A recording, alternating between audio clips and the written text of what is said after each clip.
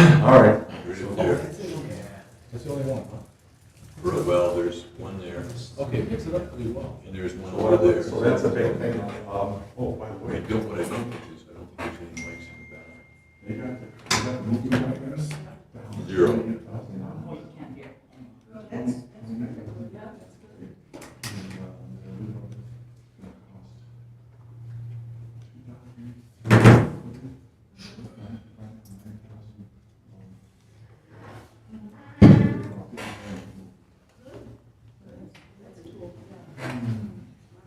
No, it looks like it's So, I mean, that's, I think it'll go along.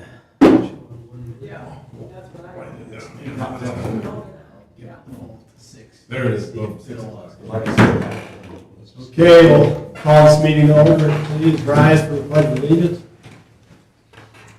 I Pledge allegiance to the flag of the United States of America and to the republic for which it stands, one nation, under God, indivisible, with liberty and justice for all.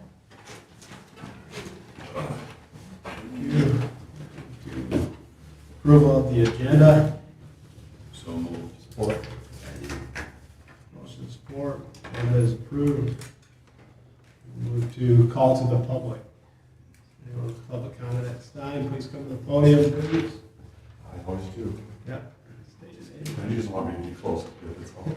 Scott Dietrich, White Lake Road. Okay, guys, I don't know exactly what we're gonna do with the sightline thing tonight. I know you're gonna get into detail and you're not gonna want us to interrupt you too much. But I think I made comments, I don't know if you've heard it. And I was there, and I mean, maybe, you know, we trust the planner. I know Zach had nothing to do with the last master plan, but we trust the planner and lawyers and our officials, the planning committee to get it all right in the board. Apparently it's not right, and it's not the citizens' fault. But we have minutes. We do have minutes of the meeting, so we know what the people's intent is. I mean, we got these residents that think, well, I bought a lot, I own this lot, this is my lot, I want to do what I want. This is fine. I mean, I do too, to a certain extent. But then they go get lawyers and they threaten us. Well, you know what? I think even in a court of law, I'm not a lawyer, and I know this is, it's been, I've seen plenty of proceedings, been in plenty of legal proceedings, where there's intent. I mean, there's actual record of what a survey and minutes, what people want. So what transpired between that and writing the actual ordinance, I don't know. But I think we need to take into consideration when we're doing this sightline thing, what the intent was from our, the last, until we get to the new master plan, where I know, tonight you're not going to get too much feedback, because we're not having a public hearing. So I would hope we could stick to some kind of intent. I'm a waterfront owner, and it's not just waterfront owners. Sightlines are very important to some people.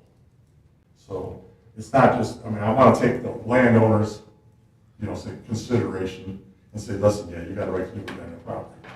But there's a guy there before you, and reasonably, take away his site too, to the most part. I mean, I don't want to get ridiculous, but how much sightline can you have? But I think we need to do that. So thanks, guys. Thank you. Any other public comments at this time?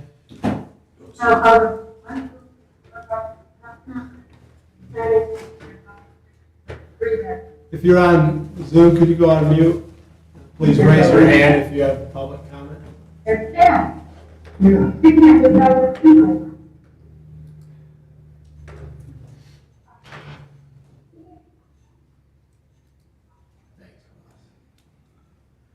Yes, if anyone wants to raise their hand, if there's anybody. Did you have public comment? Hey, Jeanette Lopetta on Fuller Drive, also representing the Watch Group. What Scott said, we do have minutes and intent, and it was interesting, last meeting, I don't know who said it, it was a different issue than the Foley Runyon Lake development.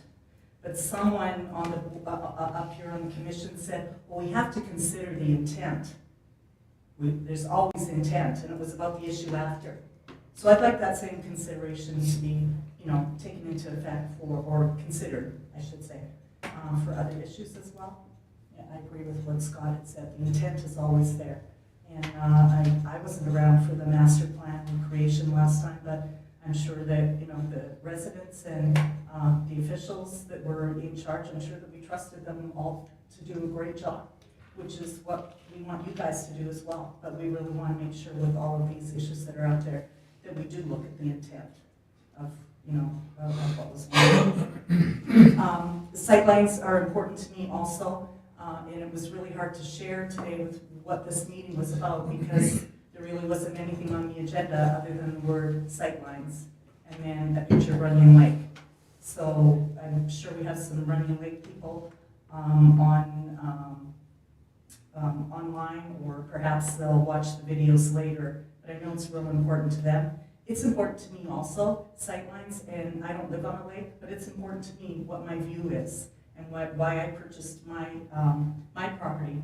But it's important to my friends and neighbors that live on lakes, because if word gets out that Tyrone Township abolishes sightlines and everybody can build, 50 feet for whatever it ends up being from the water, and your property value goes down, etc., that is going to be bad for Tyrone Township.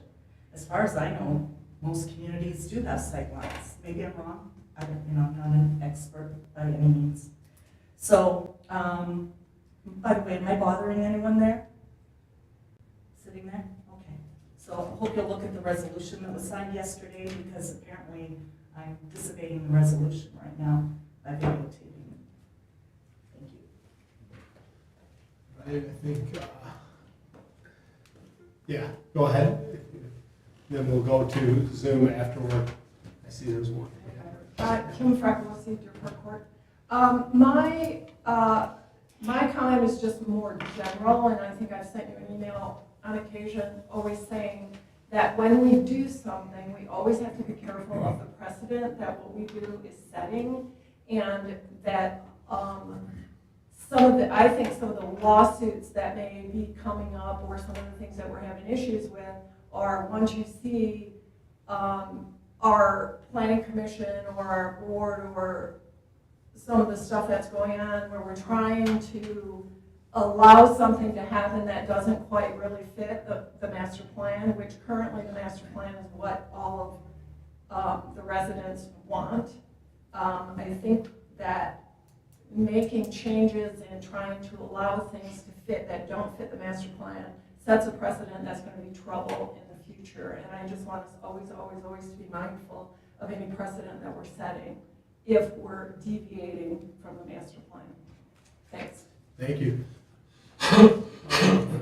Online, Dean, if you have public comment, please go ahead. Yeah, I have a question, I guess, maybe that you guys can help me with. Trying to understand why we're talking about eliminating sight lines. I've heard some rumors that it was because it's unenforceable, yet I can't find a single opportunity or place where we've been challenged in court on sight lines and lost in the last 20 years. So maybe you could explain why all of a sudden in the last 24 months we've decided to look at it and maybe possibly get rid of our sight lines? Okay. Yeah, some of that for sure will come to light as we discuss this topic, I'm sure. Yeah. So hopefully we'll answer your questions in our meeting as we go over that topic. Yeah, I guess, and further than that, I live on Runyon Lake, and I am on the board here. And, from the standpoint of most of our residents, we are very adequate at keeping these sight lines, protect the views that we have. It's very important to us to be able to see the lake, to see the view we have, whether it be sunrise in the morning or sunset in the evening. And by changing these and allowing people to build just strictly off the ordinance of the 50-foot setbacks and et cetera, would be devastating to a lot of people on this lake. So just want to let you know. Thank you for your comments. Anyone else at this time? Okay, thank you. Move to old business, item number 1, which is master plan.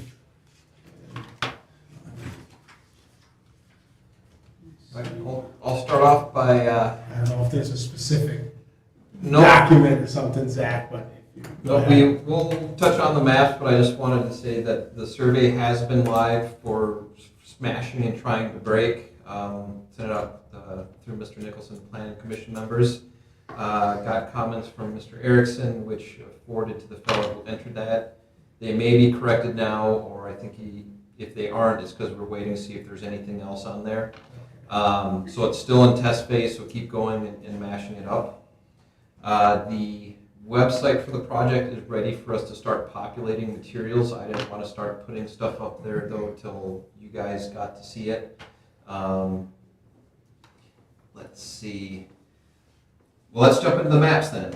I guess one more update while we're pulling those up. We have completed most of the demographic and economic background information, basically updating the stuff that's currently in there with 2020 information. I haven't had a chance to really polish the lie yet, but that's come along. The first map. Specific one, What's that? a specific map. Yeah, let's go to the sub areas. Okay, so your master plan currently has 4 different areas: the northwest, northeast, southeast, and southwest for planning purposes.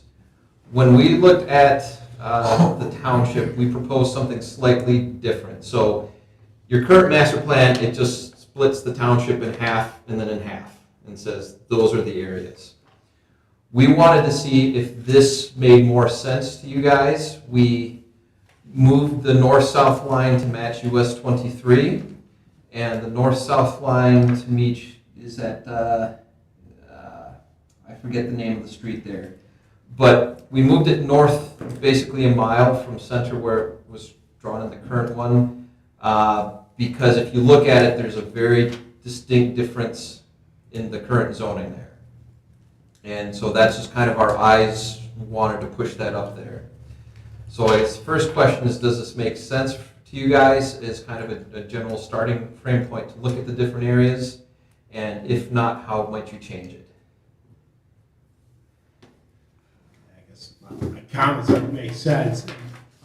What I'm curious on is the sewer, Ross, the public sewer, where is that reach to, or is it more along 23? Or?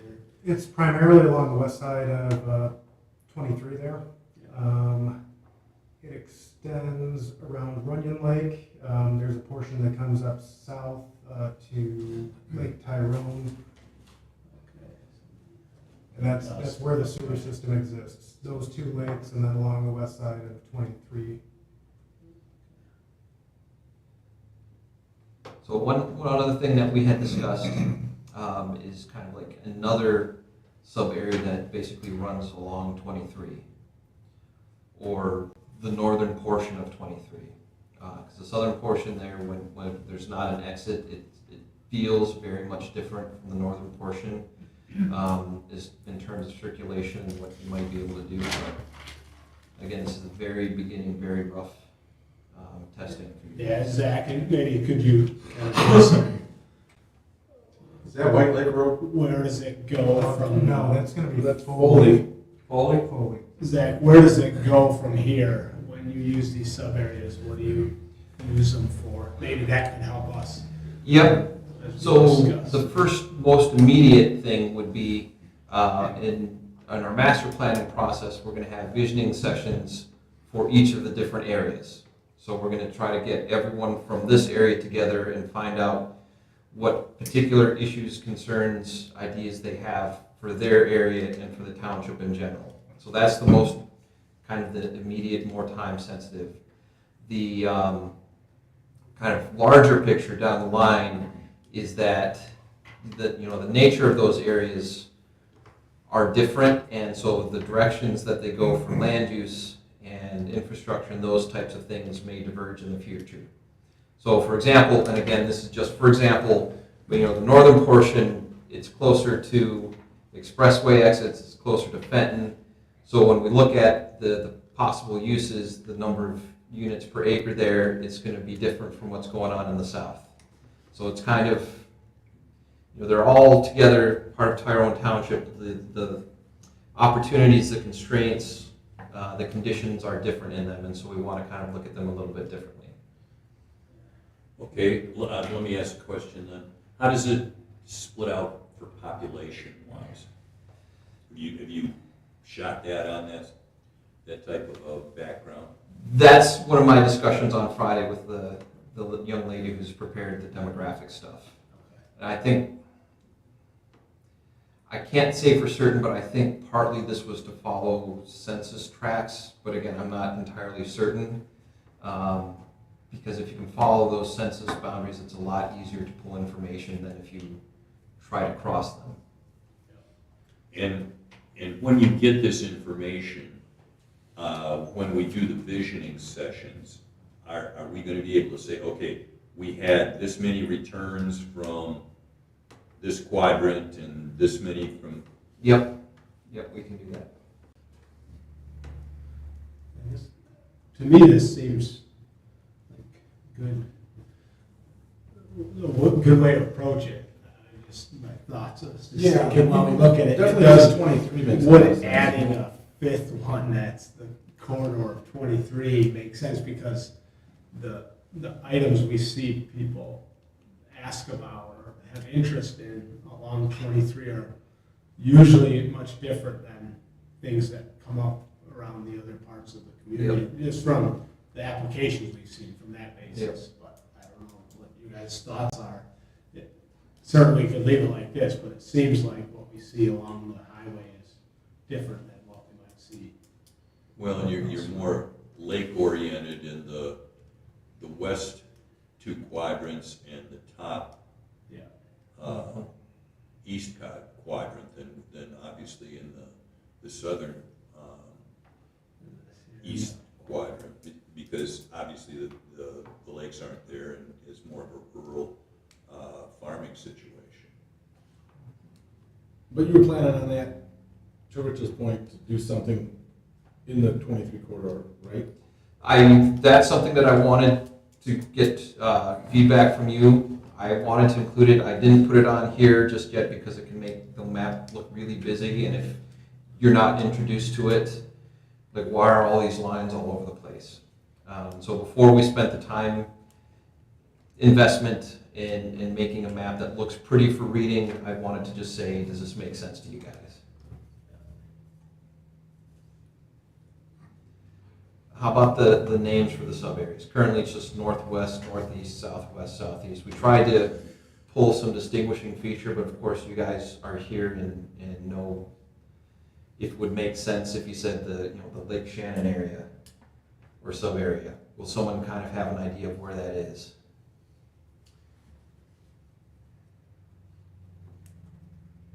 If I could add a comment, the only one I would suggest is Hoisington, just because not a lot, it's a private lake and there's only, I wouldn't even call it a handful of property owners on that Yeah. lake.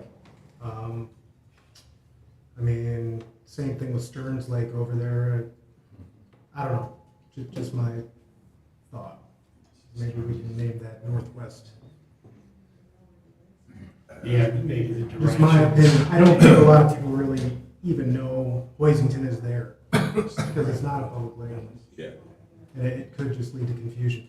Mabley Hill, I think everyone knows where that is. Runyon Lake, that's a pretty obvious one. Lake Shannon, I think, makes the most sense, but Hoisington, maybe we can call that something Just northwest. Northwest. Yeah. It's like universities, campuses, when someone hasn't donated enough money for the building, it's still called the music building. All right, I think I have direction to start working on that one more. The next one we'll go to is regional location. This is very similar to what you've currently got. What I've heard from folks is that you feel Flint, you feel the down to Ann Arbor, over to Pontiacs and Brighton, so we've kept it a very broad area. We tweaked some of the streets that are shown in there. I'm not sure why some of the highway designations are at weird angles, but we did add then the adjacent townships just to help folks who may not be familiar know which ones are which, because some of the demographic area is going to be comparing, like the population growth, those type of things between townships. So we'd like to get that sense. The one thing that I do want to do on this is make 23 pop a bit more. It's just a weird thing for this map that it's not an interstate highway, even though it looks and feels and acts like that. But so the general question is if this feels right for a regional location map, and if there's anything that ought to be added or taken out of it. Yeah, my only comment was the same thing about 23. I had a hard time finding it. I figured it was that later Uh-huh. on. Yeah, definitely make that I would make it as bold as 96. Yeah. Yeah, you had that, and then if we could, if we could show the big cities, I think we would show Detroit and Lansing, right, they're all. Zoom out a little bit further? Yeah, is it in there? No, I meant Zach could zoom out further. Yeah, somehow, because it's, like, in my case, right, I commute as far as Warren. So to me, that's within the realm of probably some people's commutes. All right. Yeah, we can pop it out a bit more. We may lose some detail with the streets at that level. Yeah, and which is, to me, is okay, because the main thing is, right, where we are. Mhm. Like, if you look at this as just an app person looking it up online, like, oh, hey, it's within these distance of all these major cities or something like that. But just my thoughts on it. I don't know how you guys feel, but.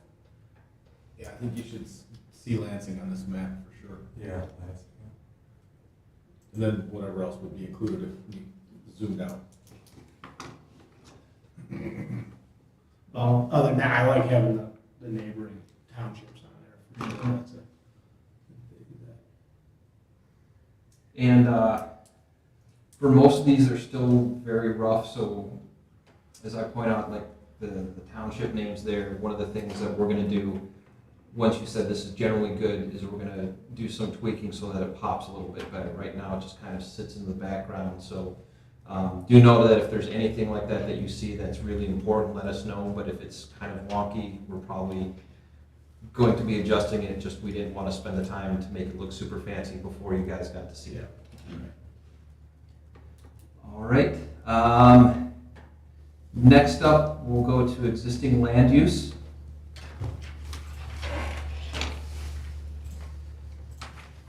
So a couple things on this one. This is taken from SEMCOG 2020. So it is 2 years past its published date. There are a lot of gray properties in there which are, what do they call it, vacant, which is kind of a cop-out. You just don't know what's there, so they just say it's vacant. But we know that SEMCOG's not going to get every single parcel in all the SEMCOG region correct, and we know that things change. So this is some homework for you guys, is to look at that and see there's a house on here now. This is actually a farm. This is institutional use or whatever. So that'll be an ongoing thing for you guys to do the work on that and point us which parcels need to change. The description of the different uses down below, they're kind of pretty standard. That's how SEMCOG does it, so it's relatively easy to just pull that and put it in. We had poked around in the past the potential idea of doing like higher density or lower density single family housing. That's something where we could come in at a later date and draw those lines, or we could just have the GIS say if parcels are less than X size, color them this. Let's see some other things to note on this. One of the things that I really like to include in maps, and this is kind of a little dopey detail, but I think it makes them much easier to use, is naming the adjacent communities on the edge of the map. again, just to help place it. You guys know where you're at, but again, just someone looking at this, it's useful. For a lot of maps, I also like to include the parcel boundaries on here. And when we get to some of the other maps, they don't have them so that you can see the contrast. It does make the maps a bit busier to have all those parcel lines, but it's useful because you can more easily identify where certain features are because you can look and identify it without trying to measure at really big scale. Let's see. And this one doesn't have the roads, the major roads labeled on it just yet. We just wanted to look at this. So I guess questions for this one are you comfortable going with at this time with the base land use categories that are compiled from SEMCOG? Do you like having the adjacent community names on the side? Do you like having the parcel map or the parcel width boundaries on? And who's in charge of filling in the vacant and checking? I think, to me, the township's good around the neighboring ones, and to keep these held, like, in 10 years from now, someone pulls the same data. Yeah. It'll probably be these same headings, right? So Yeah. to keep it consistent, it makes sense. You know, that way it's not based on someone's interpretation at the time, what they're gonna call it, but. Definitely has that nice longitudinal ability to it. And the parcel items, I think, like, from just the average person standpoint, you're gonna look online, you look at a map, and it shows you, right, where, hey, I can find my, whatever shape my parcel is, and see what's next to me, or Yeah. potentially if I'm looking to buy or something. I don't know, you guys have any different thoughts or any other items to add? Oh, we need different maps for different visioning sessions anyway. Yeah. And I mean, some of these are applicable to more than one, but on the other hand, some of them are more focused. That will help us in each session to see different views of what the township provides.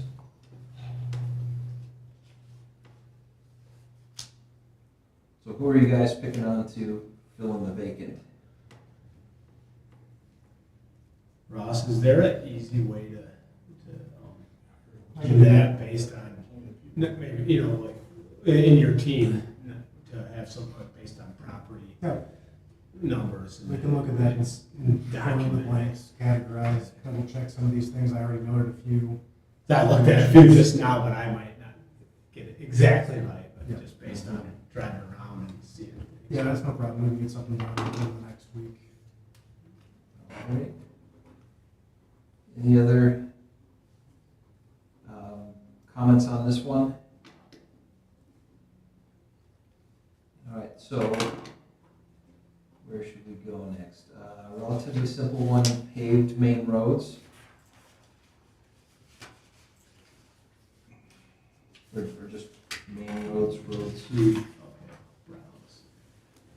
So this is a nice example of no parcel maps, or no parcel boundaries. The roads pop a bit more than if the boundaries are on there. And the scale of what you're looking at, maybe you just want to know the roads, the names aren't on here just yet. One of the things I did want to ask for this and other maps is this one shows all of the water features. It can make it a little bit busy, but my experience has been in communities with lots of water features, that's how you help orient where you are. And so I'd like to have them all on there. Because everyone knows every little pond in their neighborhood. Yeah, from a road perspective, on the south here, partial is How about wetlands? unpaved here. Do we, should that be included, so should the map go a little bit beyond to show the edge of our township and into Heartland, per se, and then on each side, so then we can see, hey, how does the neighboring one, at least on the border? Yep. Well, so one of the things I'm going to work with on with our GIS fellas, this boundary on here is, as our exchange student would say, is pretty aggressive. It says, I'm the boundary, boom, Yeah. and it's Yeah. drowning everything else. So there are tricks that we can have, at least to have the boundary roads pop on top of that. Some communities do like to have maps that extend half a mile or a mile into the neighboring communities. For most things, that's relatively easy to do, like the roads. Now, it gets a little trickier for you guys because you're touching so many counties, so we have to kind of pull it from places if you want really accurate stuff.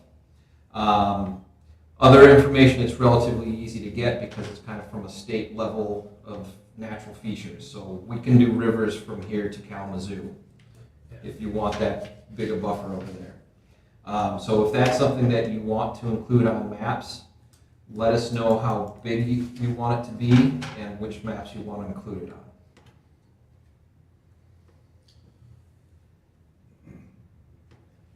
Yeah, I like the idea of going about a mile out, especially if there's a paved road from a surrounding community that sort of ends at our community. We might say, you know, maybe that would be worth down the road. If we were gonna pave something, or just a thought to see what's there. Yep. Well, especially for zoning and land use, that can be useful. Because if there's, I just was thinking pick on her again, our exchange kiddo had a game with Bedford Temperance, which is 6 miles from the state border. And if you've ever driven across that border, not on the expressway, Toledo, houses, state border, no houses. And so it's kind of weird. Well, Ohio's weird, but it's, if you don't see what's happening right around the borders, it can be difficult to plan. Is this intended just to show the public roads? Yep. Okay, then this, looks like this north part of Mabley Hill is actually private. It was at one point public, but it's private since like the 50s. Now, when we say main paved roads, what are we defining as a main paved road? Are these all paved roads, or are they designated main roads? These are, I would have to talk with the GIS fellow to find out exactly what populated it. It looks like it should have been public roads, or was intended to be public roads. But it is paved public roads. Yes? Well, No, the brown ones are unpaved. In black, and the brown. Well, ones. this one right here is. Yeah, they're Private maintained public road. Okay. So you kind of get into splitting hairs, I guess. Yeah, well, it's just, I guess if we're gonna call something a main paved road, or a not main paved road, for my sense of understanding, it would be nice to know what the paved roads are. Now, whether they're main or not, or, I guess it can be. Oh, I see, yeah, the title. Yeah. Change the title possibly. Yeah. To be more descriptive. Well, it looks like the intent is just public roads, so it can be a simple Yeah. change Yeah. of paved to public. Because I think one of the issues we have is paved roads. They're not maintained properly by the county, and so forth, and people's complaints are there. So it would be nice to know, because I don't even, Russ, do we even have a map that has all of the paved roads on it as opposed to? Well, it's kind of hand marked up, yeah. I mean, we don't have an official one, not Yeah. that it's current. Now, without getting too far down the rabbit hole, some other communities, not necessarily in the master plan, but that have road plans or road committees or those types of things, will also maintain Paisley ratings. So it's a rating scale for the road based on how good or how garbage it is. And there's kind of identified standards. Runyon Lake would be cobblestone effect. That's not a really good number to have unless you're a cobblestone road. The freshly paved would be good. And the reason why they'll use that is because it changes your maintenance, your preventative maintenance and repair schedule. So the weird thing is you want to keep the good roads good, and once the road gets a certain place, you just kind of let it fall apart until you have to replace it. It sounds really counterintuitive, but you can do a Cape Seal for $20,000 or $40,000 a mile of road versus $1 million for repaving it. So if you can keep it in that good range, it's a lot better. So I went down the rabbit hole. So some places may include pays or ratings in here. Hopefully there's something that changes more over the next 5 years. One thing that we are pulling to get in the next iteration of the map is the annual average daily traffic counts for these roads. So the road commission puts down those little rubber strips and will count and use fancy math to figure out how many cars on an average day go past that segment. So that will go on there too. There have been questions about developments and traffic, so that kind of establishes a baseline. For some gravel roads, unpaved roads, there's a maximum carrying limit, and it's a little bit different for dirt versus limestone. Some communities will, once they know roads are getting close to that limit, they'll require development reviews. So that's why the traffic count is going to get up. Because the roads that are at the township border, I've always been an interest to me as to whose responsibility it is. Now, they just repaved Shiawassee-Bennett Lake Road up there where it hooks into Jennings Road in Old 23. They had done chip and seal on that about 4 years ago, and now they went through and repaved it. So they actually, in essence, south side of that road is in Livingston County, in Tyrone Township, where the north side is in Fenton Township in Genesee County. So who pays for the road? It's a divider. I'm not sure about this specific location, but I know there are agreements between adjacent road commissions. It's basically agreements between the townships or the counties. Between the county road commission. Yeah, and That portion, I believe, is Genesee Road Commission responsibility. I was going to say, generally you do the road on your south. And then I forget if it's your road on your east or your west, but there's kind of a gentleman's agreement they did way back in the day that's more formalized now. So it's generally whoever has the jurisdiction, even though it's crosses lines, is responsible for the Yeah, road. and I know I'm too far down the tube, but I mean, knowing where my paved roads are and where the boundaries are would be helpful to us, especially when people are questioning the process of keeping the roads maintained and which roads get paved and so forth. Chipsico is the county line. Chipsico is the county line, so it's a shared road.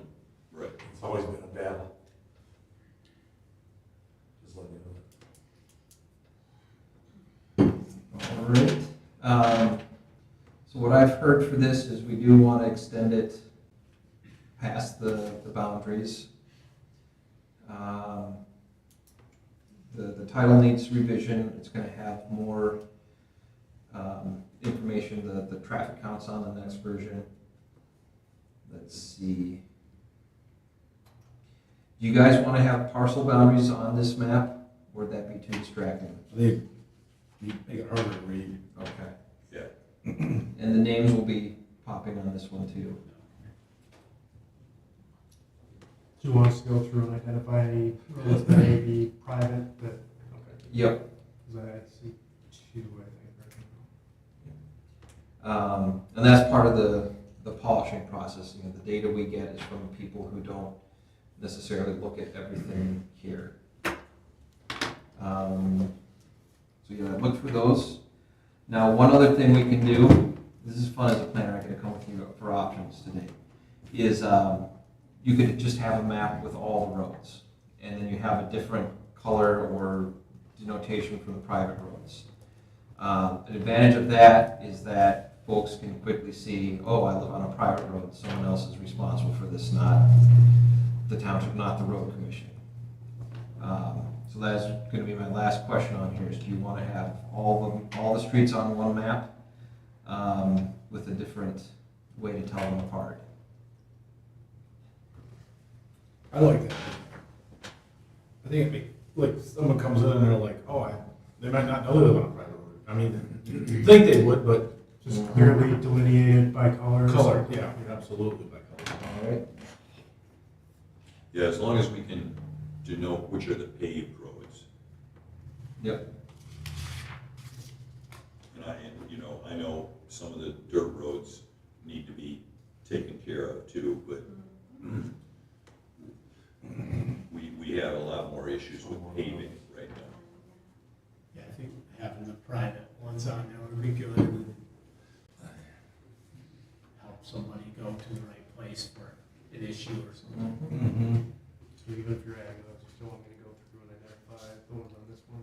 Yeah, because we're gonna have to, yeah, we're gonna have to change how they're identified. I can do that. All right, unless there are any other thoughts, we'll pop to natural features. This is where we get all the fun stuff. The water, wetlands, low woods, tree canopy, and even the tree lines, which is kind of really neat to see tree lines pop like this. You don't realize how they're important until they get mowed down. So my questions for this, I'm going to say, do we want to extend this beyond the township's boundaries? Let's see. And do you want to include property boundaries on this one?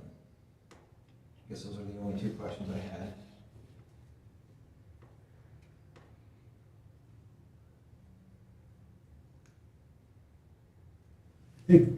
I don't think extending it is necessary on this, and I also don't think, again, I think if you put the property boundaries on it, I think it would really, like you said earlier, it almost gets to be too much to, you know, to look at or look through, if you would. What, I think, yeah, I agree with Steve. What would be good is if, I don't know how you do this, but overlay our zoning map onto this. But I don't know how. It might get messy though. You're thinking ahead a little bit. Yeah, I am, but I'm just, but yeah, maybe this is enough for the purpose of what. Yeah. Yeah. Now, What would be the benefits of showing the, extending a little bit adjacent, I guess is a good question.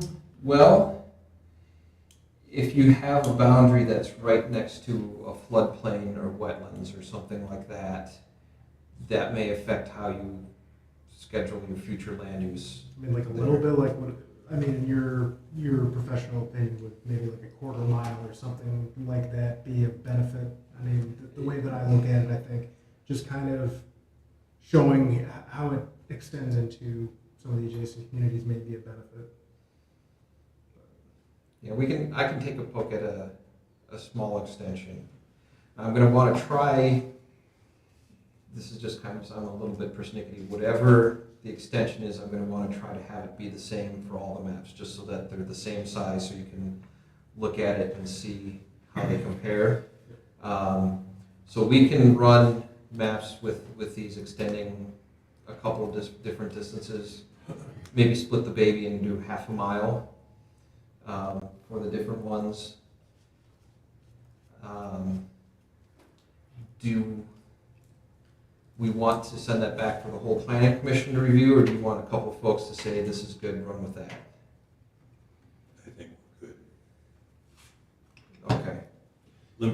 Can I ask you one question? Are the, where there's no color, is that always cultivated land, or is it buildings, or can it be both? It means it doesn't have one of these. So it could be, what we're looking at here is what I would call the natural features then. Yeah. So, yeah, like the map says, it's just areas where there are brush, trees, and lakes, and rivers, and ponds. Yeah. Wetlands. On my parcel, I can see where I mow, and there's no trees, so this looks like, this darker green is basically like, what, canopy, tree canopy? Yep. And like when I mow, it's white. Yep. It's interesting, you can actually pretty clearly make out the different parcels, farm parcels, and Isn't that like, I know some of them on Fenton Road, well, this one that's being split, isn't actually farmed, but it's not, but it doesn't have trees, so you can actually pick up the tree lines on it. Mm-hmm. Yeah, like I said, I love when you can see tree lines pop in these features. 'Cause Yeah, it's cool. It's, now, I will say, one of the potential benefits of including property lines is if you have a question of a wetlands in a property or outside a property, that answers the question right away. Now, I also want to temper that by saying that these are very broad brush for wetlands, and so it wouldn't be used for actually doing a site plan or something, but it would be to let staff know that, hey, there's a possibility that there's a wetland on this property, as opposed to having to try to measure out and see, do we think that's wetland or not? Yeah, because a wetland, under Eagle's definition, isn't always the same as someone else's, because the grass is damp over there doesn't make it a wetland. Yeah, and I will say that this information that's showing wetlands on here tends to be a very broad brush. So it could potentially be that there's hydric soils there. So soils that you typically find in a wetland, that maybe there's not a wetland anymore, or there hasn't been because it's been drained since 1950 and there are houses on it. So it's based on national wetlands? Yeah. Yeah. So again, the big disclaimer, that doesn't mean that that's absolutely where the boundary of the wetland is. Yeah, there's a couple spots here where it's 23's going through the wetlands. It's just like the Eagle wetland. MDOT can do that though. National wetland. Yeah, extending it a little bit, I can see where it could make sense if talking about it on these boundaries. All right. Next then, let's pop to soil type.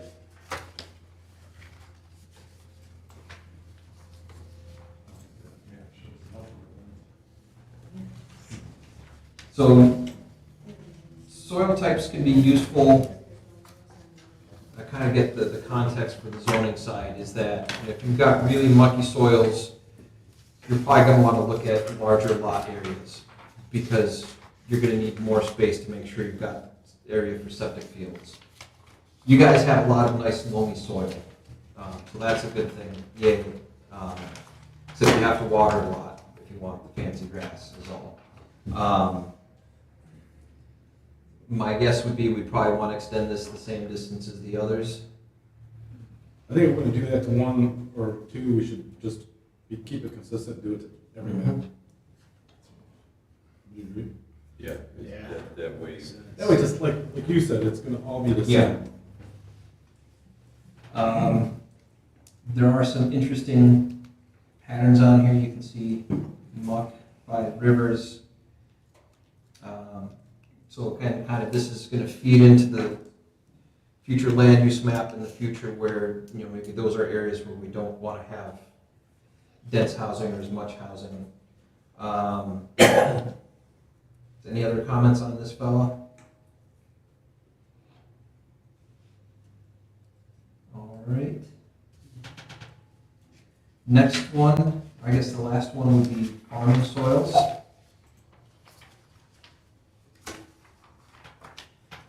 And the description of what these things are going to be in the document. You're not going to have the full description on the map, but so all areas are prime farmland. There are characteristics where they say, yes, grow plants on there for a farm, it's going to be excellent. That's what all areas are prime farmland are. Like, you can't fail with plants. Well, you can, but prime farmland, if drained, means that it has the good characteristics, but it's got a bit much water on it, so you need to put the tiles in and drain it out a little bit. Farmland of local importance means that the natural soil characteristics aren't the best for farming, but that has been farmed for a long time or could support farming. And not prime farmland is where you shouldn't try to have a farm. Doesn't mean you can't, it just means you have to work really hard to amend the soil to make it work.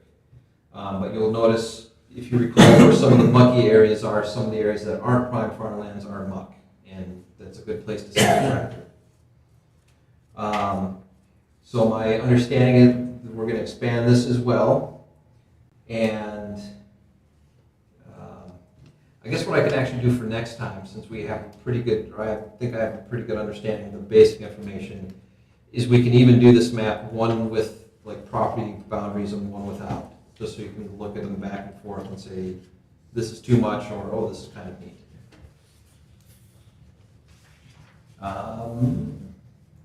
But the other nice thing, especially about the farming soil, is it gives you a lot of background and reasons to say this is where we want to have big lots so we can sustain farming. You know, in Oxford Township, they have a quadrant where they've got really good soils, and they said that's where the ag is going to be 20-acre minimum, because we want to have actual working farms out there. So if it's good to have this information as you make those decisions. I think that's all that I have for maps today.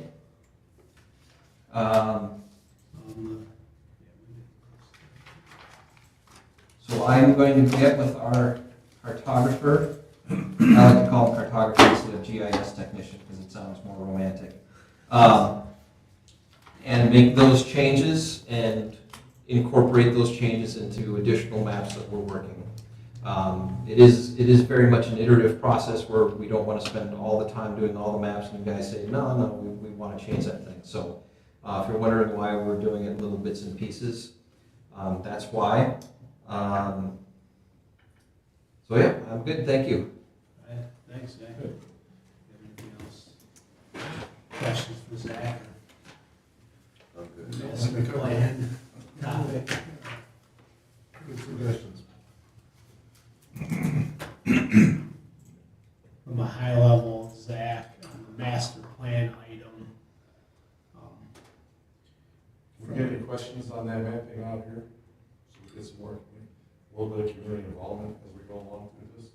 Yeah, well, I think would it make sense, maybe we can do that, since right now we're not making any decisions.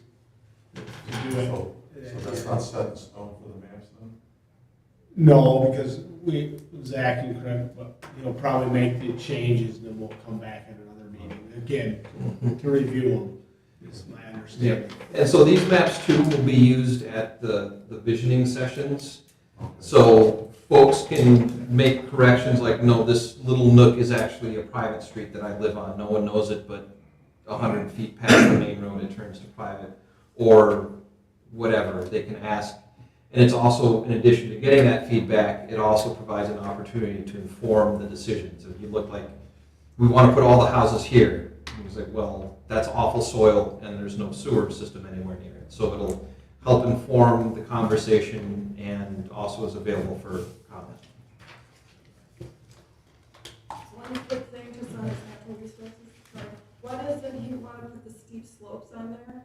Along the eastern side there's some really significant steep slopes, so I think that would be useful on those maps for you guys when, we got planning things coming up that you would know it's not ideal for building. That's topographic. But our current natural resource has that on there, so I'm curious why you'd want to go on. Yeah, we're working on recreating that from the current information. So we're trying to figure out what the trigger was from the old map so that it mirrors that. So like I'm not sure how often SEMCOG does it, but they fly an airplane over with radar, and so they can get more precise contours. It used to be 2 foot was kind of the gold standard. Now most places it's a foot. And so we need to kind of figure out what the trigger was so that we can use the most recent data and get the same kind of output. But thanks for reminding me.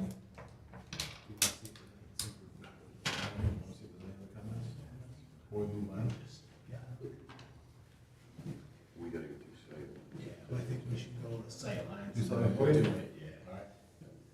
Yeah, the only other thing, Zach, maybe just another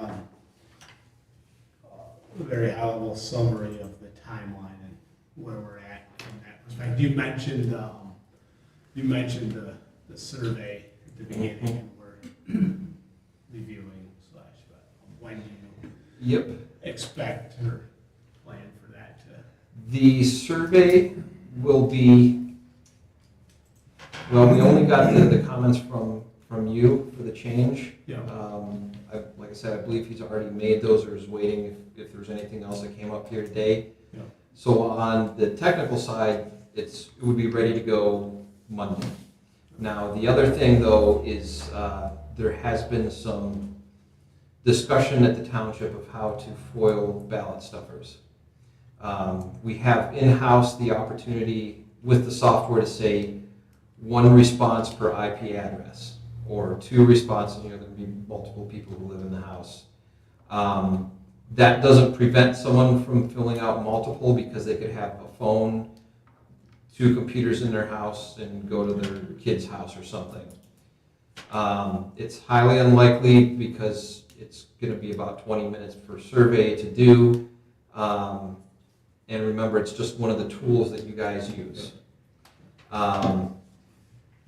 Another potential option for ensuring integrity of who's answering is with the postcards that go out, with having the printer, the same fellow who does the tax bills, putting a unique code on the bottom, 586YJZ.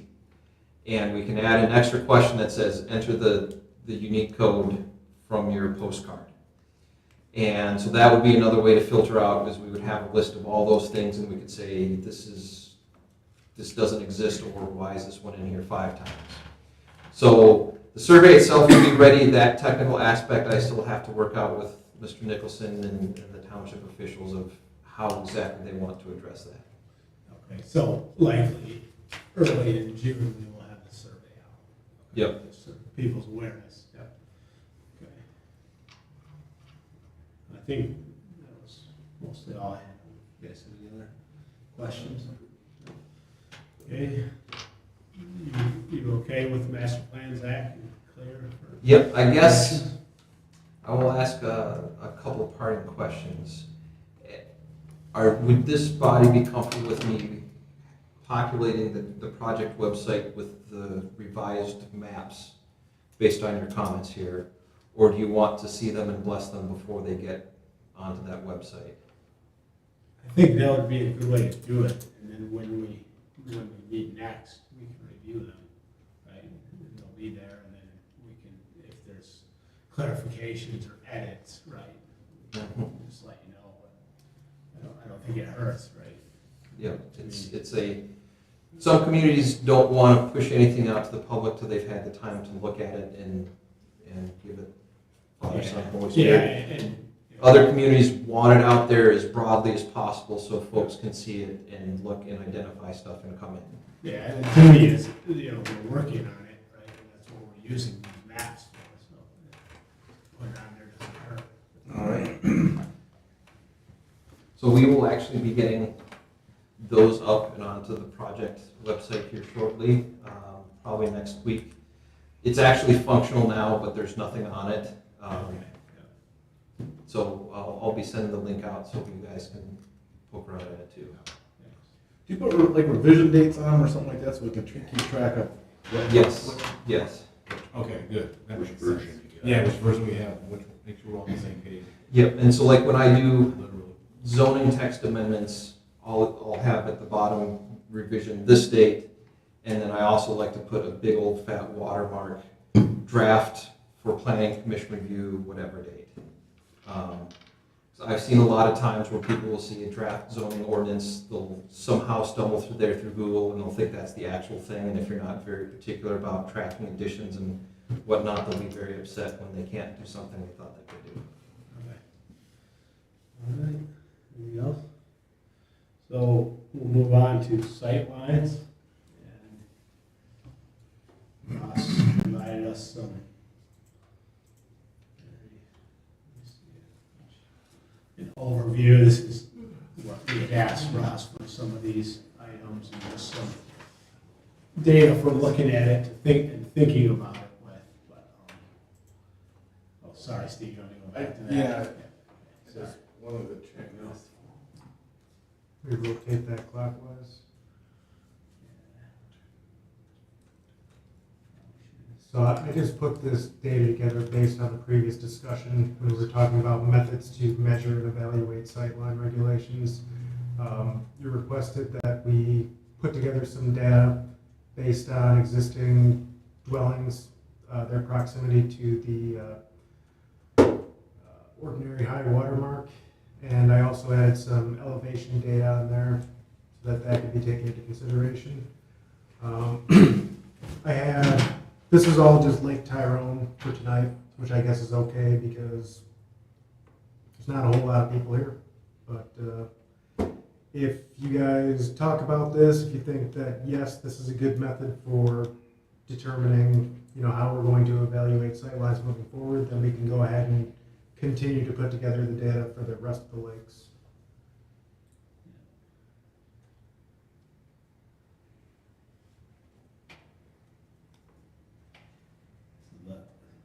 This is just a reference. I mean, the information, all the data is on the Excel sheets.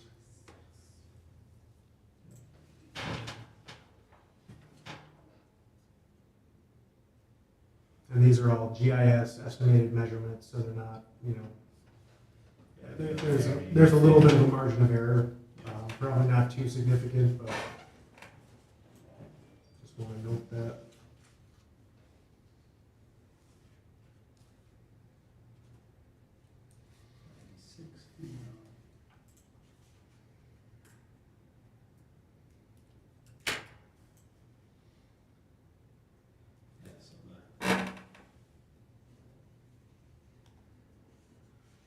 One side of the lake's about average 107, and the other ones, obviously you can't brush that lake, but the other one's about 96. There's some significant differences. Yeah. Well, the closest one is 37, and Yeah. the farthest back looks to be 205. Yeah. Now, obviously, those houses aren't next to each other. And plus, I'm assuming the one was built before we had a setback. Yeah, I don't have those specific, I don't have data as far as Right. the year built, but we could get into that if that's something that you And determine is necessary. is, when you were determining how far the setback was, did that include, was that just the residence, or was it any accessory building that's close to the lake? I measured from the principal structure, so Okay, the so it's the dwelling, principal. and it was also measured from as close as I can get to the corner of the foundation, right to the ordinary high water mark. These were all cottages back in the day.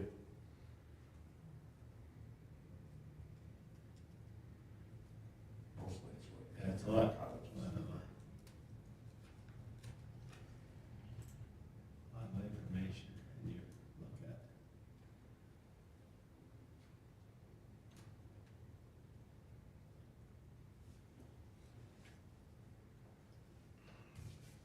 And I didn't have any help with this adventure, but to kind of frame it, there are lots of different ways communities address water setbacks or natural feature setbacks.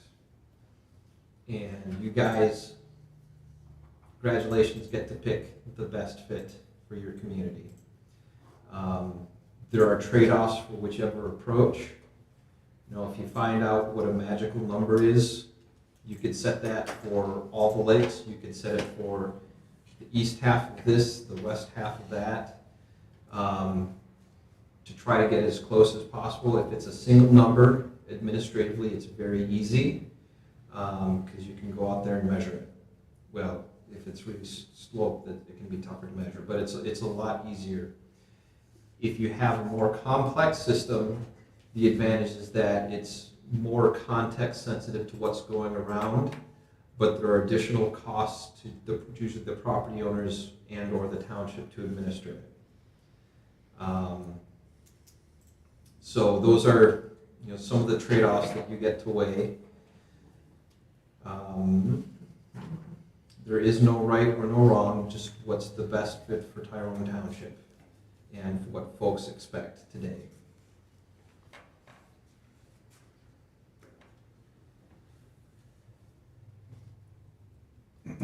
Russ, how long did it take to do all this work? 20 minutes? Yeah. No, Lake Tyrone, probably a couple of hours at least. Okay. It's not too bad. And that's, I started with the simplest Yeah. lake that I could. I mean, it's only half of the lake, because that's all that lies within our jurisdiction, but. Yeah. I started to look at Runyon Lake first, and there are so many different variations of the shoreline and things like that where, not to mention the number of parcels, but that one's gonna take a lot more time if we decide to continue along this route.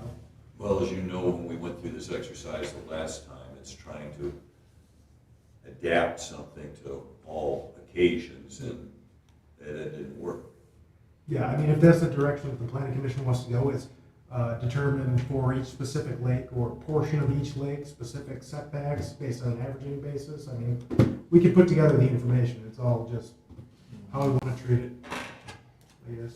Well, we don't want you to do a lot of busy work, just That's why I got halfway through another lake and I kind of hit pause and said, Yeah. let's take a look at this and see if this is really the direction that we want to go. Again, the idea is you want to have predictability on the outcome.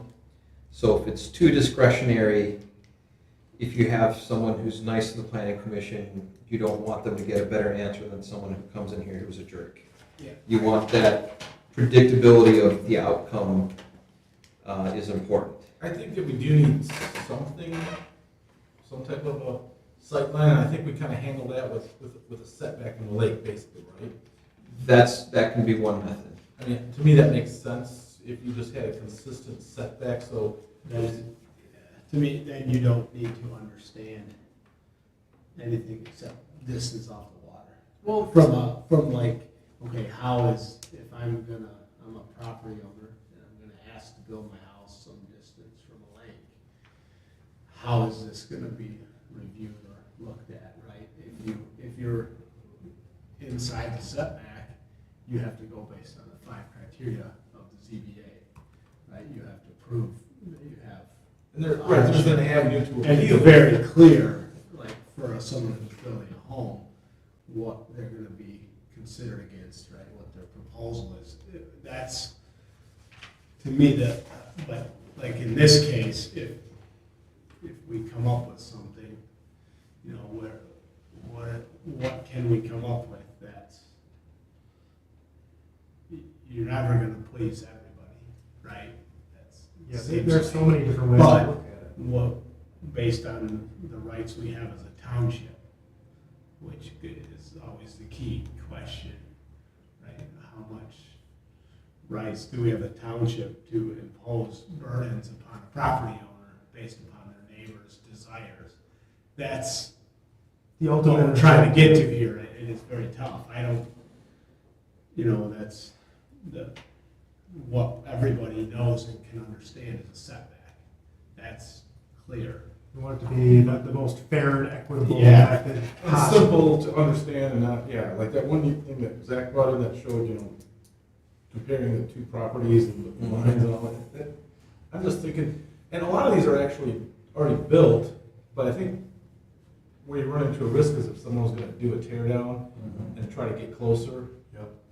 I think that's where the. So let's say, Steve, you wanted to do that on your property and on your neighbor.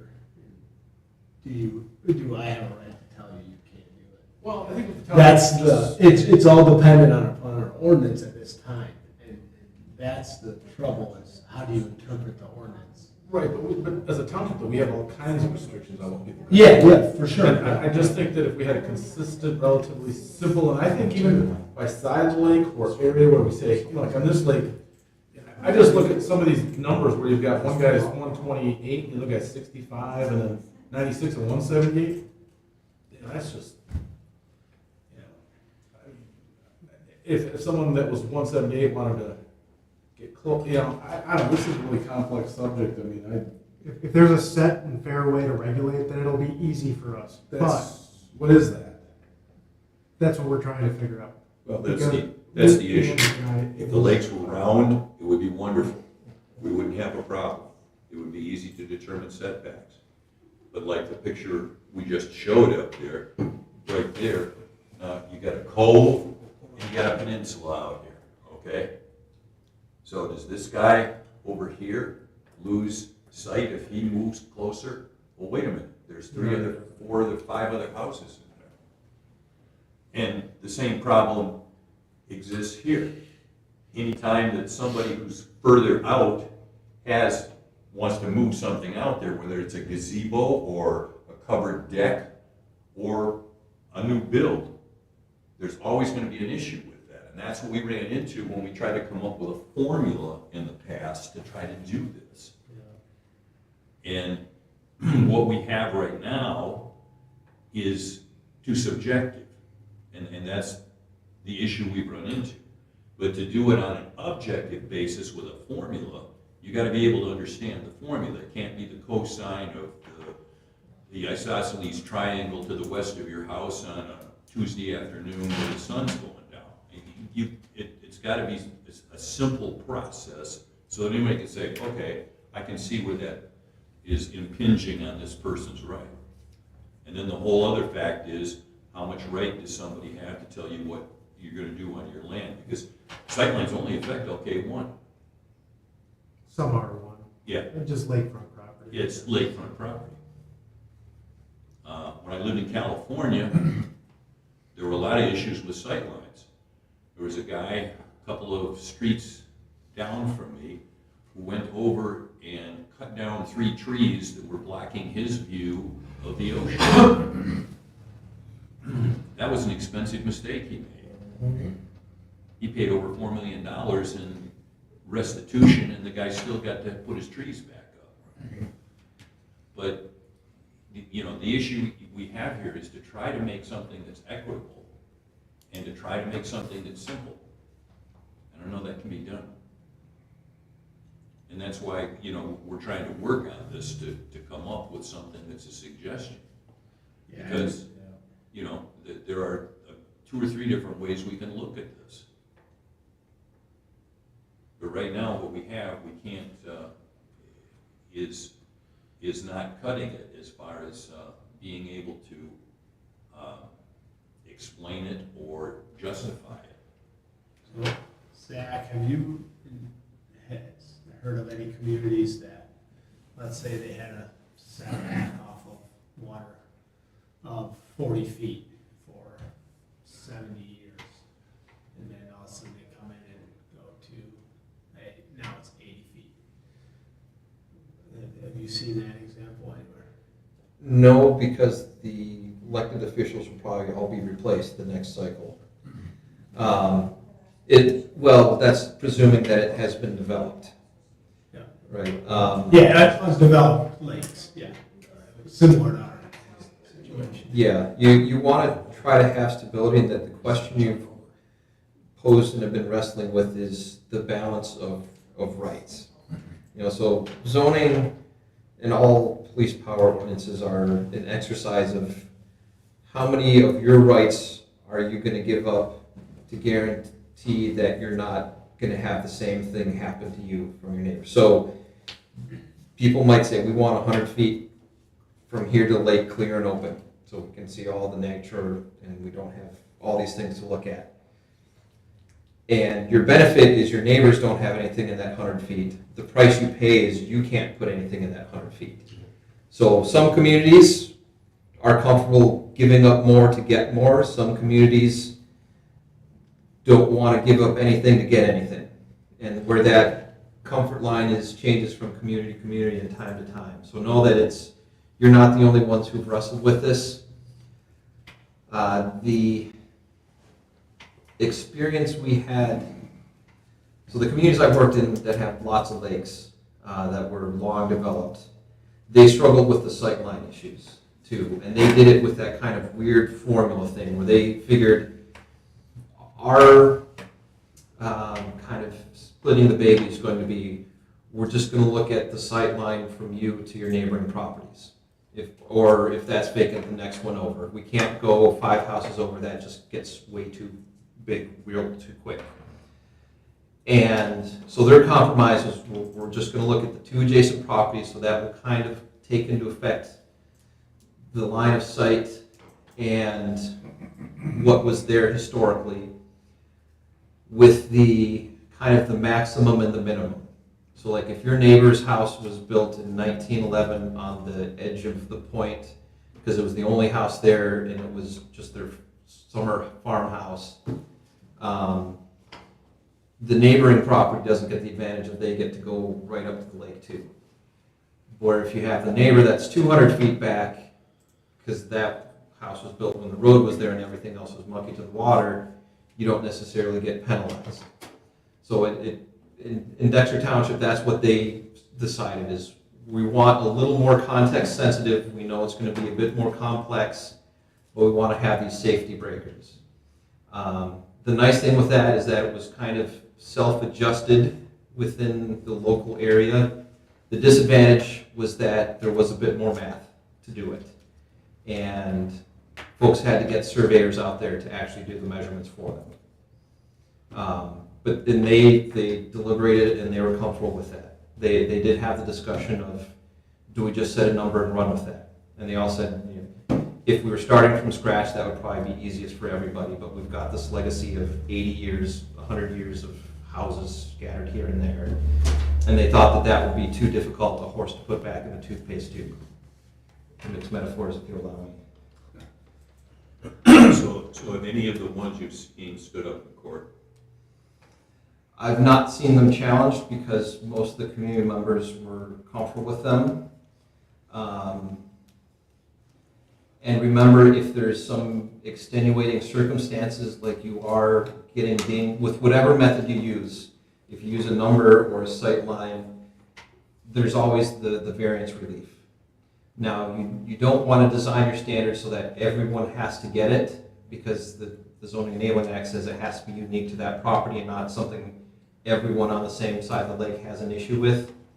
But so, for example, if you look at these numbers and you set the lakefront setback, if you're to choose just a number, if you set it at the 90th percentile, that's a pretty decent spot. You know that 90% of all those properties would comply, 10% wouldn't, and if there's something weird with the property, they could come in for a variance.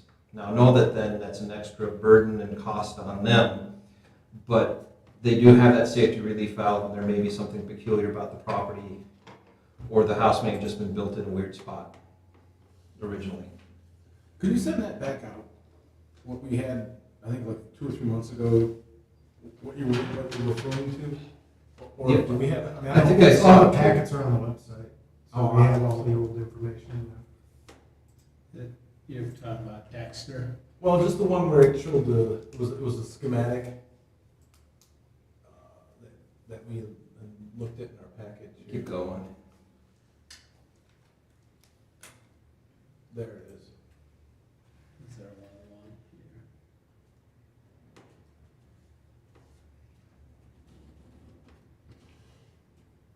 I think this was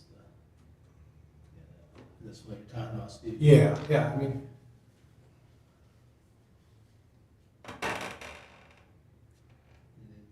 we're not gonna take, I see on the, is that taking decks into effect on those two?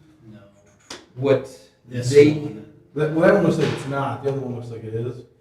I think the one on the right is the houses on the adjacent properties are set back farther. They're set way far back, and it's saying you don't have to go meet those if your adjacent houses are 200 feet back. There's some other maximum distance. And I think what they ended up doing was decks weren't included in that setback unless they had a roof over it, or if it was above a certain height. I think it was 3 feet above ground, because then you have to put railings and all sorts of other things that block views. Yeah, I think the 25 or 525A, I mean, that's kind of what you were talking about, takes into consideration what's next to it.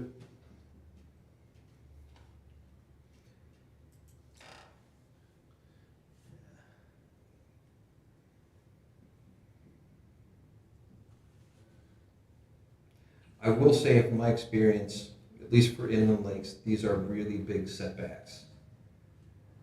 I can't think of another community that has houses like this that are that far set back from water. Was it long, narrow lots? It's peculiar to how the roads were and how they started dividing them back in the day.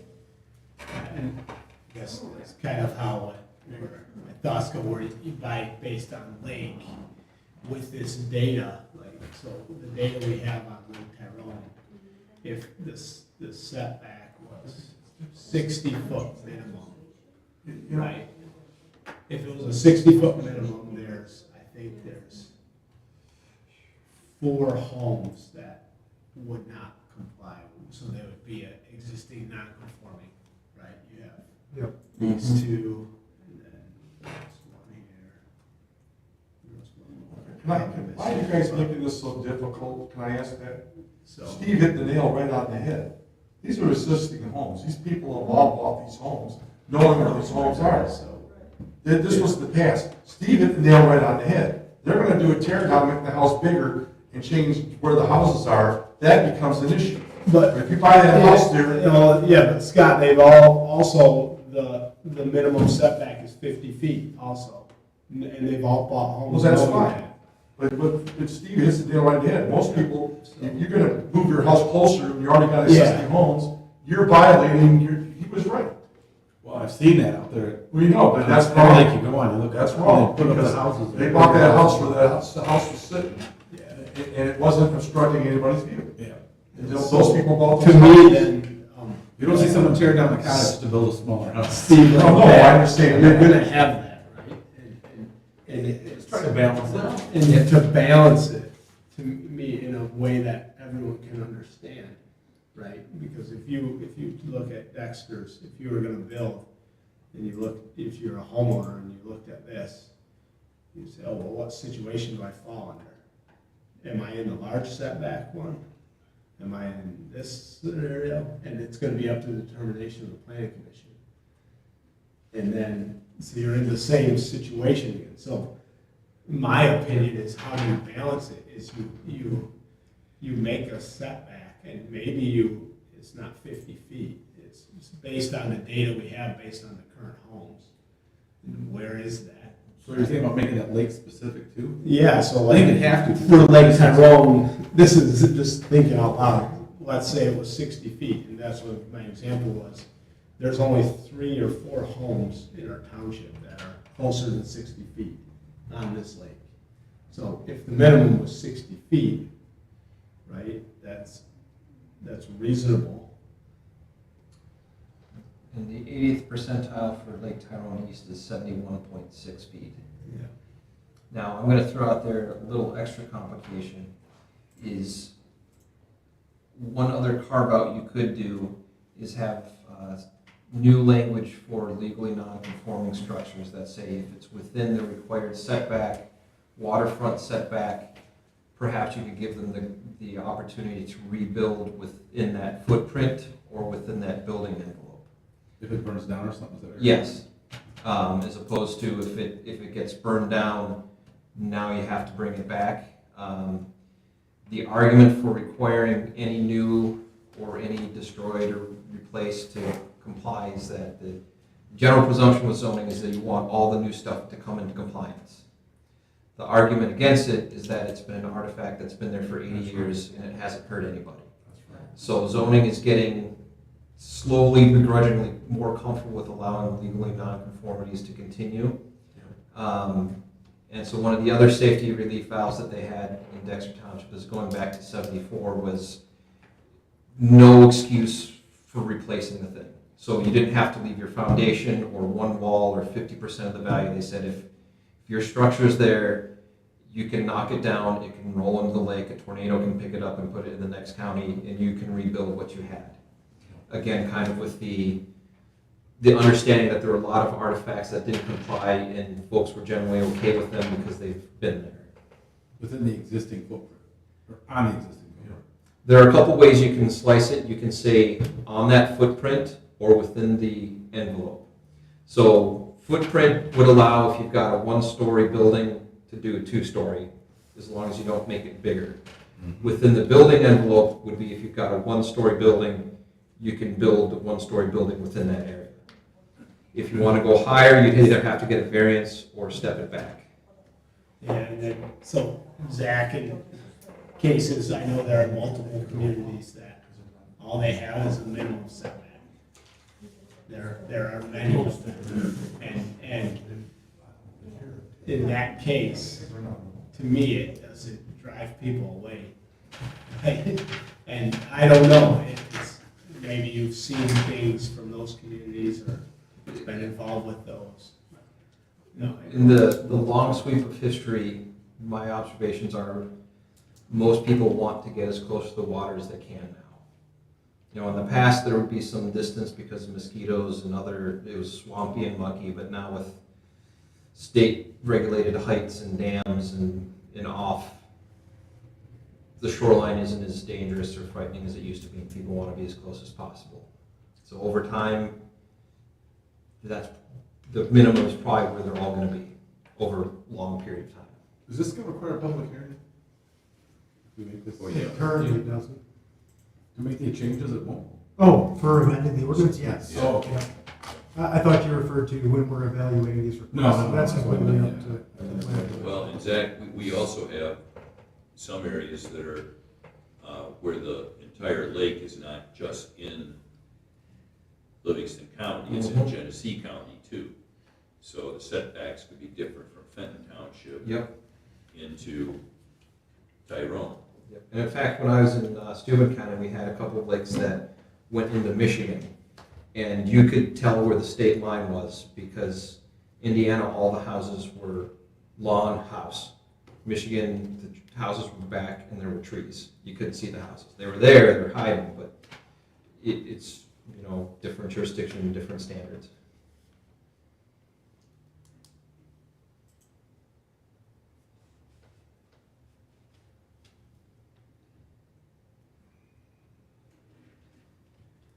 So what could also happen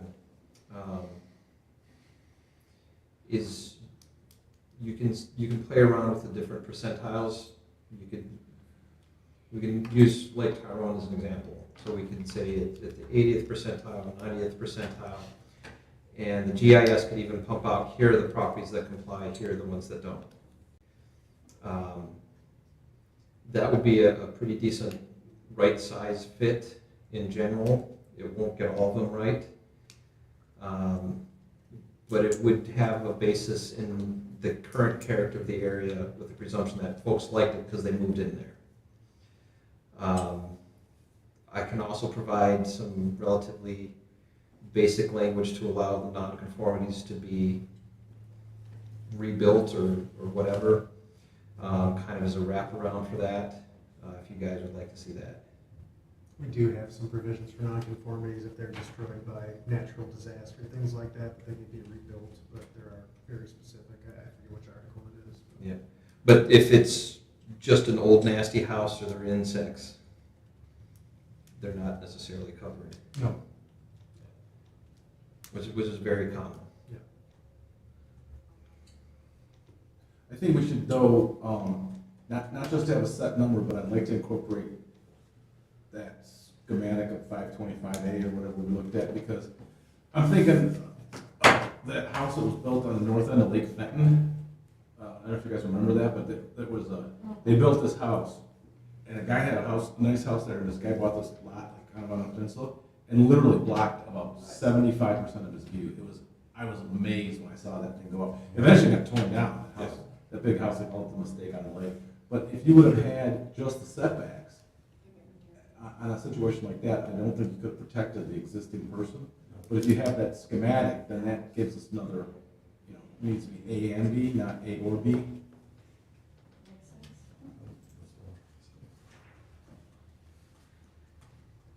Because that was, I mean, that poor guy that had that house there, it's like, I think I heard that he had a heart attack when he saw him build it, literally. Because it was that, just, I mean, the guy probably had a. So like this house here, What's that?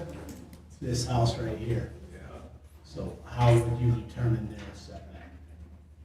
Well, you know, look, You know what I mean? if it wasn't there, No, I'm just saying, for, in your example with the averages, how would you do it?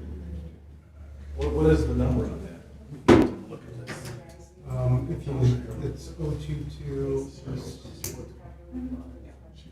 So that's gonna be,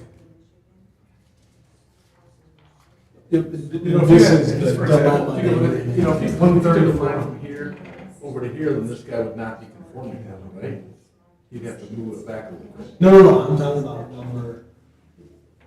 lot number 22. Oh, this one here. How would you determine where he can build? Well, see, that's gonna be a problem, because if you took a line from here to this guy's house, then you have to be somewhere back in here. But this guy on 21 already has a greater sight line than his neighbor.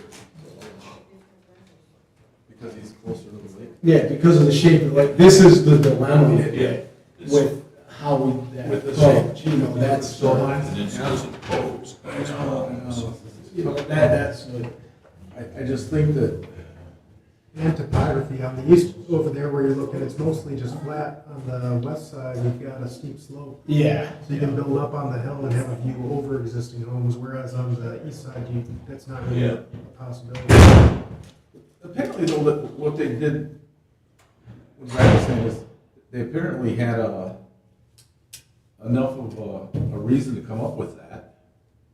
You know, they just didn't use a straight setback. What, in our current? No, Dexter. in the example, because I'm just thinking that so many of these houses so many of these lots are already built that it's not gonna, you know, if someone wants. Yeah, and that's why my thinking is to change the minimum setback is a compromise that's clearly understood by anybody. And is it an undue burden on existing homeowners if the setback goes from 50 to 60? That would simplify it, but it won't take into account all variables. No, which you can't. I mean, what if there's a way to write in, yes, these are gonna be average setbacks for a specific location, but there's an appeal process that's separate from a variance that would allow for some, I don't know, I'm just shooting out ideas, but take into account elevations and vegetation and things like that. Yeah, which then through the ZBA But would it be through the ZBA, because then, well, I guess it's just a variance from that. Yeah, setback. right, because like, hey, I can't build my garage. But are they gonna be able to meet all of the criteria just because of the view issue? I mean, I don't know if a variance is really the best way to evaluate those specific situations. But for example, I mean, in our zoning ordinance, it allows the planning commission to evaluate some things on a case-by-case basis, like Yeah. increase in accessory structure size, where it's similar to a variance, but you're not bound by the criteria of the zoning. ZBA, I like to call those administrative adjustments. Yeah. Which is kind of what our ordinance does now, but with a lack of set standards. I mean, if we put standards in place and then there's specific criteria where you'd be eligible to appeal, So, and that's just a thought. yeah, so Richard, your proposal, if I'm understanding this, is take, let's say, the 80th percentile of the setbacks on either side of this particular lake, and that becomes what the setback would be for future permits, correct? Yeah, in the zoning, like for any area of our township, where you can put your home is determined by setbacks. Right. Right, that's But how you're just- every you're single saying lot is. And Each, then- on this particular one, each side of the lake would have its own number. No, I think we do it lake by lake. Yeah. But not even, So if you buy a property in Lake Tyrone, you look in our zoning ordinance, you see, hey, it's 80 feet, okay. That's how, as close as I can be to the water without getting a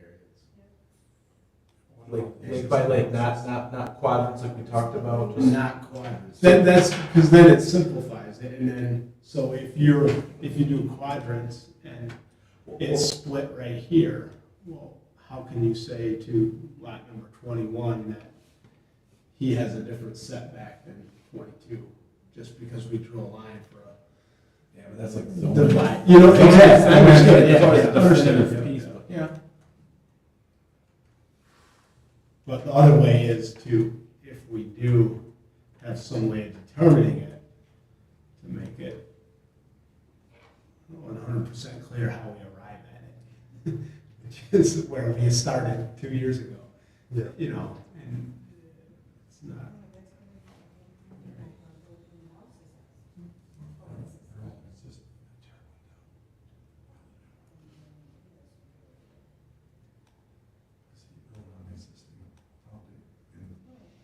But to me, if you change your minimum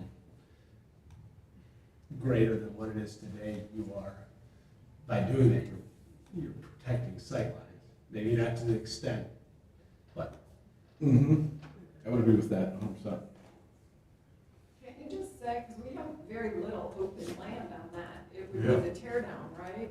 Why not just, you can build on the site location that exists today? Because everybody who's buying a house knows where the house is, and the other people aren't arguing. Why not just make it as simple as you can build on that pad? Some of I mean, those you can make it a are, little bigger or less, but. some of them are existing non-conforming that don't even meet the 50-foot setback. No, They're no, already established way in that's what front. we're saying. I mean, you can't make them. So you're giving them, you guys could just give them the variance, like Steve said, is They automatically you get automatically grandfather into that spot. by saying you can build it on the existing.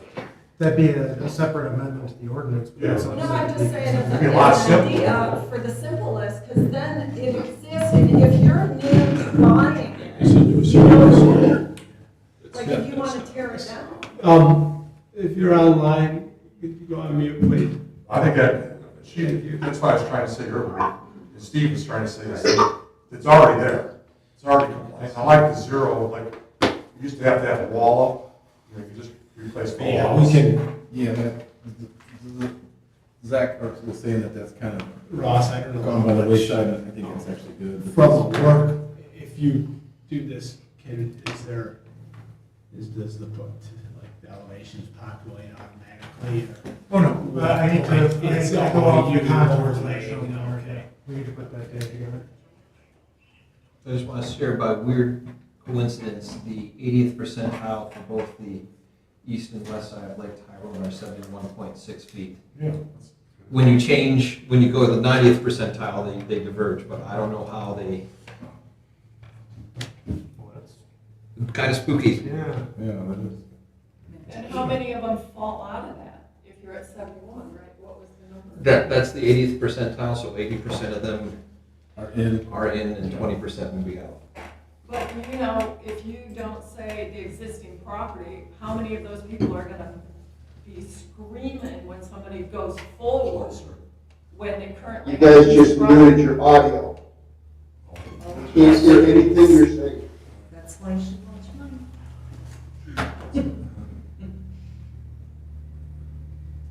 Eileen. There we go. There you go. Thanks. Thank you. Yeah, so. To me, Ross, this is valuable, and I don't know if you can do We can the work on spreadsheet without the map, or is it one and the same? Well, I used the map to put together the spreadsheet. The Okay, map is so something I in get it. case you wanted it for a reference, you see one of those numbers and you want to visualize them, that's why the map's I there. like seeing them together. I think it will be helpful to actually come to a conclusion on the topic.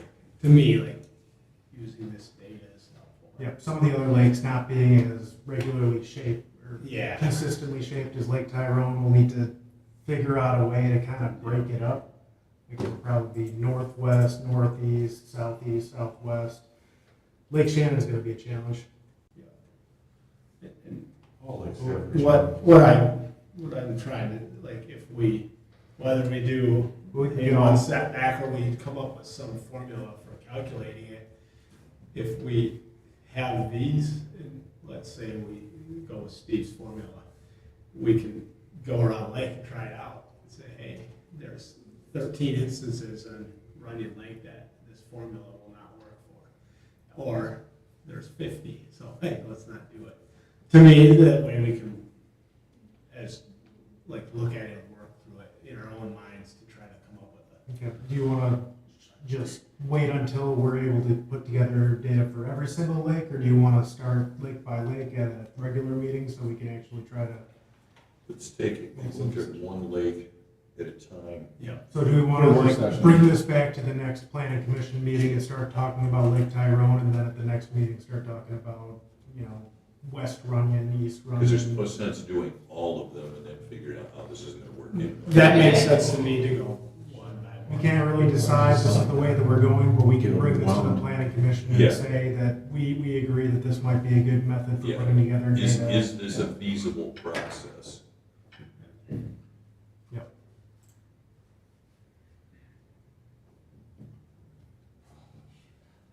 You know, and can we defend it?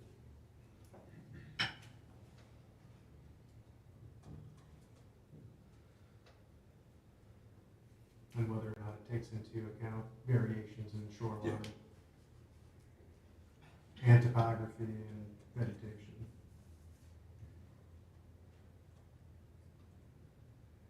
Another option would be to roundify the lakes. That'd probably be more expensive. Oh, yeah. We'll start applying for the Eagle. But your township board representative mentioned it. That'd probably create many more problems, but A bit. it's enough there. In the short term, but in the long term. Yeah, I'm interested to just see those as we go forward on the other lakes. Just, you know, this is actually pretty. Won't be this simple. Look at the number. This was the easiest one. Yeah. Sullivan might not be too bad. We have the guy that developed the lake, we never took over the association. He's got restrictions, we have restrictions, a lot of people don't know Deed restrictions? it. Yeah. Yeah, unfortunately, we can't enforce them at the township Yeah, level. a lot of people are in violation, but nobody, we don't even have an association, which I think we should. Yeah. We're supposed to take it over. Says in the deed Anything restrictions. else on the site? Developer handle it. It's always a good thing for lakes to have associations, just because, you know, you're the local community there. Like Lake Shannon, for example, they have really strong You know, bylaws, master deed A lot of associations. stuff could be handled in the association. Yeah. Zach, do you have anything else for us on sightlines? You've given us a lot of insight already, but. Nope, I know it is a lot of work to pull the setbacks for all these lakes. I've done that. I think it does really help you right size whatever you do, and you can point to why you did it. That may be an interesting compromise between absolute context sensitive and something that's pretty context sensitive in the general with that safety relief valve, so. So just for the next meeting, do we want to bring back Lake Tyrone for the regular meeting agenda, discuss it with the full planning commission? Yeah. Yes, until you get a chance to get in on this. Get them up to speed. Alright, so new business, there's none. Anything, Ross, before we go to call the public? I'm all set. Okay, so we'll move into call the public. We have received some hands up online. So we'll go in the room here. Not seeing any hands. So in the room, if there's public comment. Yeah. Please go ahead. I just want to go, Kim Freckle, City, Deer Park. I just want to go back to this thing on the sight line. Like, if you did that 80%, anybody wanting to tear a house down and build, you're going to tee off all those people who fall in their 100, 140 and everything back. You're going to have more fighting than if you just do something simple, like you can build, either you have a minimum setback or they build on the existing property. I mean, I think if you think you're gonna go to discussing this, you better look at, just saying 80%, you better look at how many people you're gonna start having a fight with on this one, because these homes already exist. And somebody who's buying a new home and says, I'm gonna tear this down, you got rules. You already know that. You know, the house is here. You shouldn't be able to go forward another 20 feet. Like, if I'm just looking at, I live on a lake, and if I were allowed, and you did this, I could go forward 20 feet, and that would knock off the view to the guy next to me, which isn't fair at all. And I wouldn't necessarily want that, Because if I can only go forward and there's still more 20 feet, then this guy can go up in front. I mean, you're just, I think you're causing more chaos with the way you're going. That's all I want to say. All right. Okay. Thank you. I just, Thanks.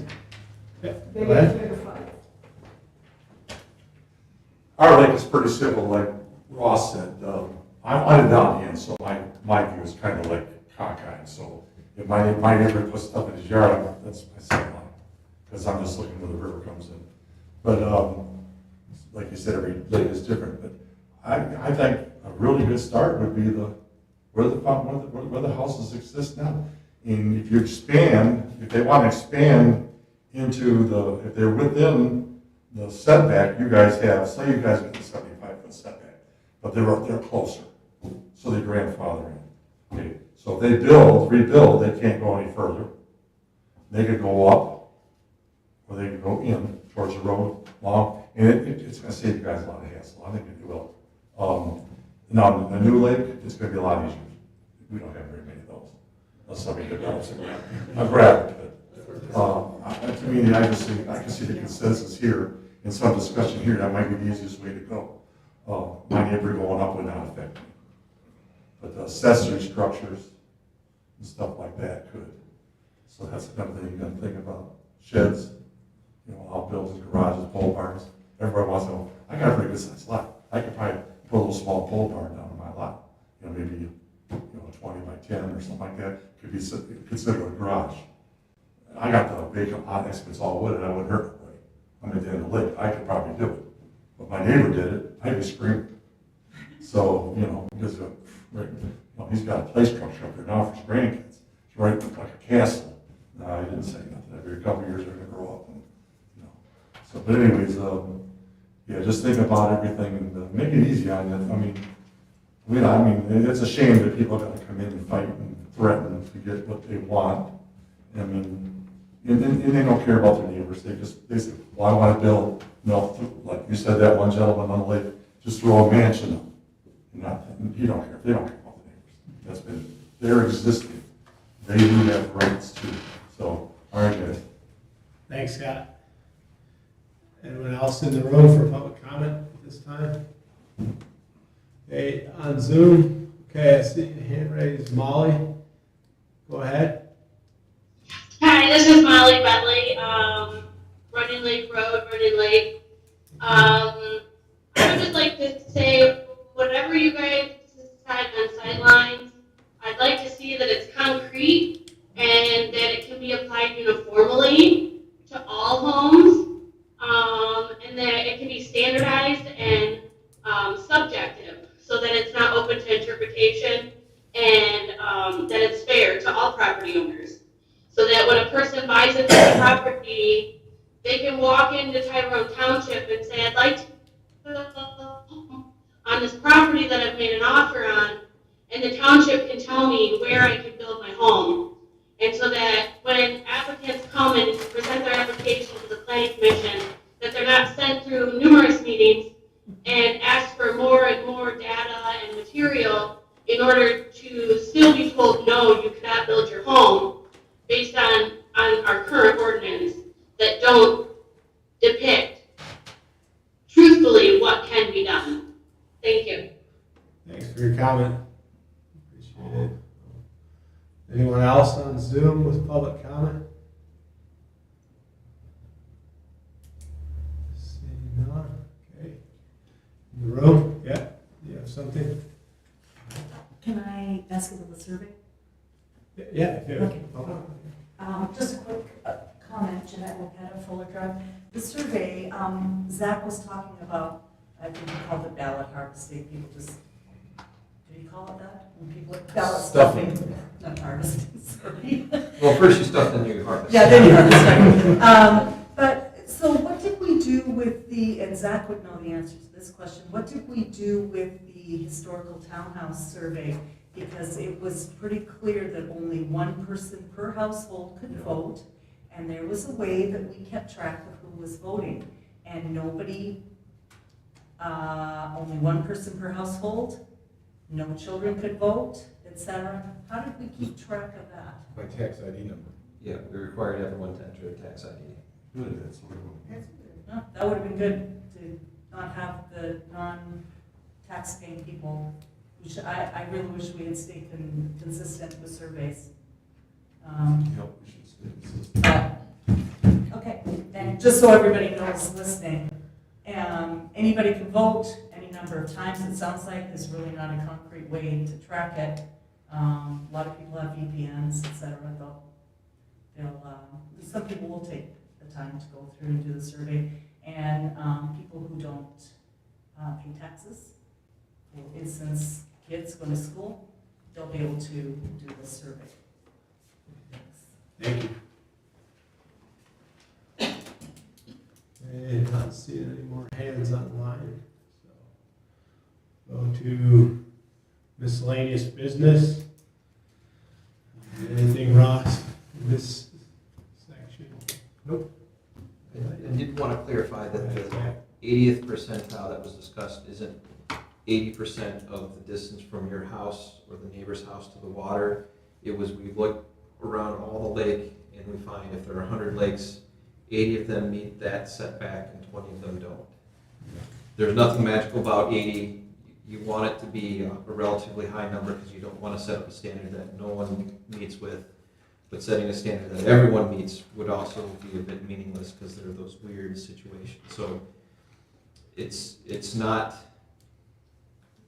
a percentage of how far you are back. It's just looking at a mathematical way to split the baby. I think that number's gonna have to be lake specific though. Yeah. Yeah, okay. All right, yeah, thanks, Zach. Exactly. Ready? Move for adjournment? So moved. Thank you, guys. We have a time here, we might get to the point where we're gonna have, we'll be all working on this. As a community involvement, you guys foresee a date, focus groups and stuff. You mean the visioning sessions? You're gonna have your survey and Yep, it'll be the month after the survey is we get going in July. Yep. Right in the middle of summer. Yeah, that's fine. We already had summer, we're back to summer. Yeah. First summers. All the way.